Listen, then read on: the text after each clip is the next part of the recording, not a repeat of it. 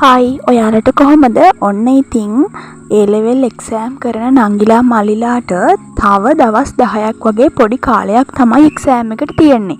ඉතින් ඔයාලා දැන් exam එකට ready වෙලා ඇති කියලා මම හිතනවා.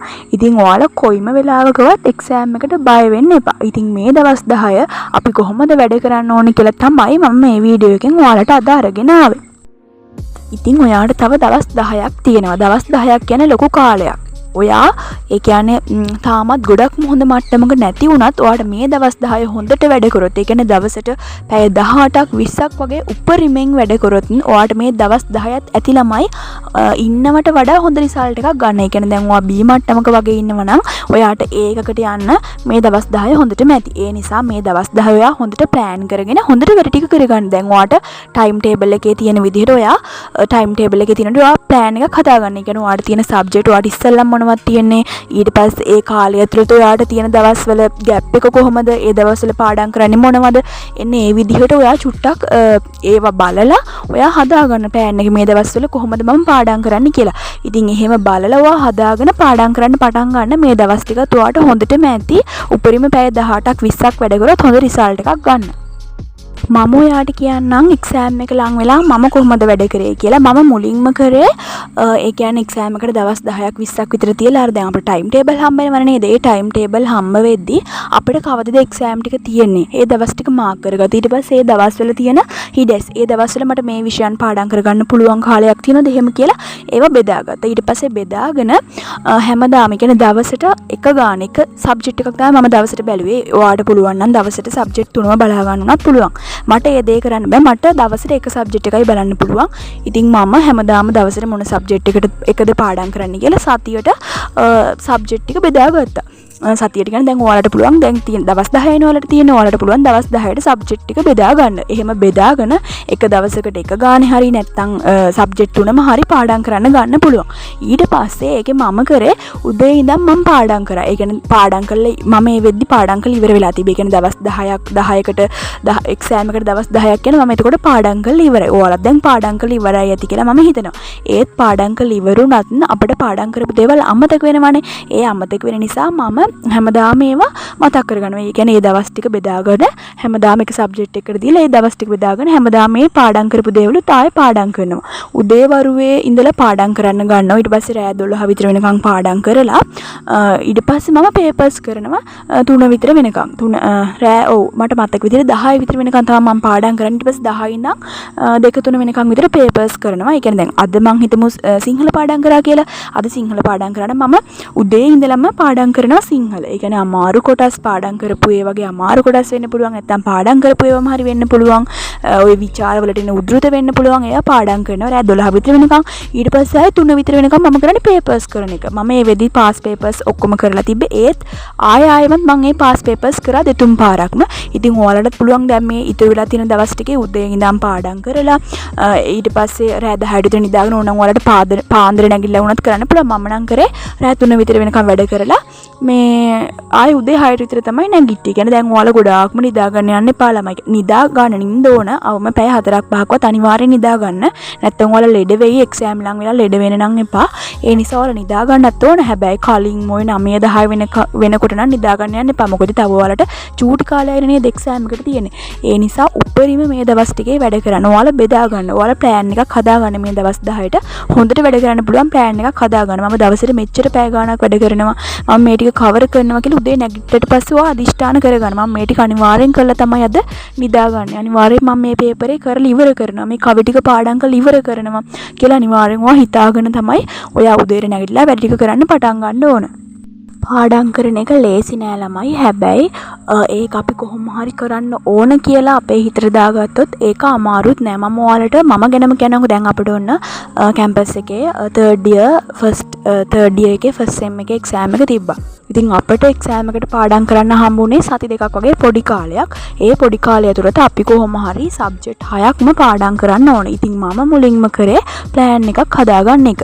සබ්ජෙක්ට් අතර පරතරය කොහොමද තියෙන්නේ, ටයිම් ටේබල් එක බලලා ප්ලෑන් එකක් හදාගත්ත එක තමයි මුලින්ම කරේ. ඊට පස්සේ අර අපිට ස්ටඩි ලීව් දෙනවනේ. ස්ටඩි ලීව් එකේ මම පාඩම් කරා. මට දැන් එක්සෑම් එක අතරේ දවස් නැති සබ්ජෙක්ට් මොනවද ඒ සබ්ජෙක්ට් වලට මම ගෙදරින් දාම පාඩම් කරගෙන යනවා. අන්න එහෙම කියලා මුලින්ම මම ප්ලෑන් එක හදාගෙන මුලින්ම ඒ විදිහට පාඩම් කරගෙන ගියා. ඒ නිසා ඔයාලත් කරන්න ඕනේ මේ දවස් 10 මුලින්ම ප්ලෑන් එකක් හදාගන්න. එහෙම නැත්නම් ඔයාලා ප්ලෑන් එකක් හදාගත්තේ නැත්නම් මේ දවස් 10 යනවා ළමයි ඔයාලට දැනෙන්නෙම නැහැ. ඒ නිසා ඔයාලා මුලින්ම ප්ලෑන් එකක් හදාගන්න. ඊට පස්සේ උදේ රෑ කියලා බලන්න නැතුව දිගටම වැඩ කරගෙන යන්න. එතකොට ඔයාලට මේ දවස් 10ත් ලොකු වැඩ ප්‍රමාණයක් කරගන්න පුළුවන්. ඒක මම අත්දැකීමෙන් කියන්නේ. මොකද මම දැන් එක්සෑම් එකක් ලියලා දැන් දවස් 2කට විතර කලින් ආවා. ඉතින් මමත් ඔන්න ওই විදිහටම තමයි පාඩම් කරේ. අපට අර පාඩම් කරගන්න තියෙන දේවල් ඔක්කොම ටික පාඩම් කරගන්න බැරි වුණාම එක්සෑම් එකට යද්දි බයෙන් නේද යන්න ඕන. ඒ නිසා එක්සෑම් එකට යන්න කලින් ඔයාලා පාඩම් කරගන්න තියෙන සේරම ටික පාඩම් කරලා ඉවර කරගන්න. එතකොට අපිට අර සැටිස්නේ නේද මම මේක පාඩම් කරලා ඉවරයි. මට මේකෙන් ඕන ප්‍රශ්නයක් ඇහුවොත් ලියන්න පුළුවන් කියලා අපිට සැටිස්නේ දැන්. මට ඒ කියන්නේ කැම්පස් එකේ එක්සෑම් දැන් ඕන හෙට තියෙනවා නම් ඕන අද මම පාඩම් කළා නෑ. ටිකයි පාඩම් කරලා තියෙන්නේ. ඊට පස්සේ මට වෙලාවක් නෑ. ඊට පස්සේ මම කොහොම හරි එදා දවසේ නිදාගත්තේ නෑ. රෑ එළි වෙනකම්ම පාඩම් කරලා ඉවර කරගත්තා. අර නැත්තම් මට අර විභාගෙට يعني බයෙන් තමයි යන්නේ. අර පාඩම් කරපු දේවල් වත් ළමයි මතක හිටින්නේ නැහැ. මට නම් එහෙමයි. ඔයාලට කොහොමද දන්නේ? ඉතින් ඒ නිසා මේ දවස් 10 ඔයාලට පස්සේ පසුතැවිලි වෙන්න වෙයි. ඒ නිසා මේ දවස් 10 හොඳට වැඩ කරගන්න. ඔයාලට දවස් 10ක් කියන ලොකු දෙයක් කරගන්න පුළුවන් නේද? දවසට පැය 24ක් තියෙනවා. ඒ වගේ හිතන්නකෝ දවස් 10ට එතකොට පැය කීයක් තියෙනවද කියලා. ඒ නිසා ඔයා හොඳට වැඩ කරගන්න. මේ දවස් 10ත් ඔයාට හොඳටම ඇති. B මට්ටමේ ඉන්න ළමයෙක්ට නම් හොඳ ඒකකට යන්න හොඳටම ඇති මේ දවස් ටික. ඔයාලගේ ජීවිතේ වෙනස් කරන දවස් ටික තමයි මේ යන්නේ. මොකද ඔයාලා කැම්පස් යනවද එහෙමත් නැත්නම් වෙන දෙයකට යනවද කියලා තීරණය කරන්න ඔයා මේ දවස් ටිකේ වැඩ කරන දේ අනුව. ඒ කියන්නේ ඔයා කැම්පස් යන ආසාවෙන් ඉන්නවනම් ඔයා හොඳට වැඩ කරන්න ඕන. මොකද අපිට හොඳ කැම්පස්, ඒ කියන්නේ හොඳ කැම්පස් නරක කැම්පස් කියලා නැහැ. ඕනම කැම්පස් එකක් හොඳයි. ඉතින් කැම්පස් එකට යන නම් ඔයා සාමාන්‍යයෙන් හොඳ රිසල්ට් එකක් ගන්න ඕන නේද? හොඳ රිසල්ට් එකක් ගන්න නම් ඔයා පේපර්ස් වලට හොඳට උත්තර ලියන්න ඕන. ඉතින් ඒ උත්තර ලියන්න පුළුවන් වෙන්නේ ඔයා හොඳට පාඩම් කරලා තියෙනවා නම් විතරයි. ඒ නිසා ඔයා හොඳට පාඩම් කරන්න මේ දවස් ටිකේ පාස් පේපර්ස් හොඳට බලන්න, ඒ වගේ තියෙන උත්තර කියවන්න.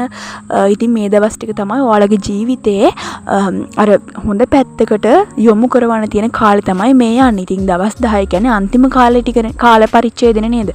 ඉතින් ඔයාලට ආය ඒ කියන්නේ A level කියලා දෙයක් ආයේ එන්නේ නැහැ. මේ අවසාන ටික. ඒ නිසා ඔයාලා හොඳට උපරිමයෙන්ම මහන්සි වෙලා වැඩ කරන්න. නැත්නම් පස්සේ ඔයාලට පසුතැවිලි වෙන්න වෙයි. අපරාධේ මම මේ දවස්වල නිදාගත්තා, ෆෝන් නොබෝබි හිටියා, වෙන වැඩ කර හිටියා, පාඩම් කරේ නෑ කියලා පසුතැවෙන්න වෙයි. දැන් මටත් එක්සෑම් දැන් ඔය කැම්පස් එකේ එක්සෑම් ලියන දවස්වලත් මේ මොන කර්මයක්ද, ෆෝන් එකවත් ටිකක් ඔබන්න නෑ, නිකන් ඉන්න නෑ කිය හිතුණා. හැබැයි දැන් ඔන එක්සෑම් ඉවරලා ගෙදර ඇවිල්ලා ඉන්නව ළමයි හෙන කම්මැලි. අර එක්සෑම් තියෙනවා නම් හොඳයි කියලා. ඒ කියන්නේ හොඳයි කියලා නම් හිතෙන්නේ නෑ එක්සෑම් තියෙනවා නම්.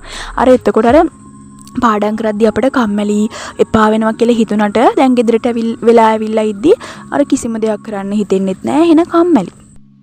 ඉතින් ඔන්න ඔය දේවල් ටික තමයි කියන්න තියෙන්නේ.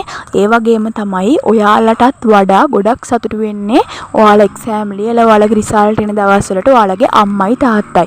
ඒ නිසා ඔයාලා මේ දවස් ටිකේ හොඳට වැඩ කරන්න. රිසල්ට් එන දවසට ඔයාලා චුට්ටක් ඉමේජින් කරලා බලන්න ඒ අම්මගේ තාත්තගේ මූණවල වල තියෙන සතුට. ඉතින් එතකොට ඔයාට තවත් හොඳට පාඩම් කරන්න හිතෙයි. එහෙම සතුටක් දෙන්න පුළුවන් වෙන්නේ ළමයි ඔයාලා මේ දවස් ටිකේ හොඳට පාඩම් කරලා හොඳට එක්සෑම් එක ලිව්වොත් විතරයි. ඔයාලා හිතන්නකෝ ඔයාලගේ රිසල්ට් එන දවසට ඔයාලා හොඳට පාස් වෙලා ඩිස්ට්‍රික්ට් රෑන්ක් එකක්, අයිලන්ඩ් රෑන්ක් එකක් අරගෙන තිබ්බොත් අම්මටයි තාත්තටයි කොච්චර ආඩම්බර හිතෙයිද නේද? අවුරුදු 13ක් ඔයාලා ඉස්කෝලේ යවලා, ක්ලාස් යවලා. ඉතින් ඒ දෙන්න ඔයාලගෙන් ඊට වඩා දෙයක් බලාපොරොත්තු වෙන්නේ නැහැ. ඔයාලා බලාපොරොත්තු වෙන්නේ ඔයාලා හොඳ රිසල්ට් එකක් ගනි, ඔයාලා හොඳ කැම්පස් එකකට යයි කියන දේ විතරයි. ඒ නිසා ඔයාලා මේ දවස් ටිකේ හොඳට මහන්සි වෙලා වැඩ කරන්න. ඒ වගේම තමයි ඔයාලා එක්සෑම් එකේදී කරන්න ඕන මොන දේවල්ද, කරන්න ඕන නැති මොනවාද කියලාත් මම වීඩියෝ එකක් අරගෙන එන්නම්. ඒ කියන්නේ ගොඩක් කට්ටිය ගොඩක් වැරදි කරනවා එක්සෑම් වලදී.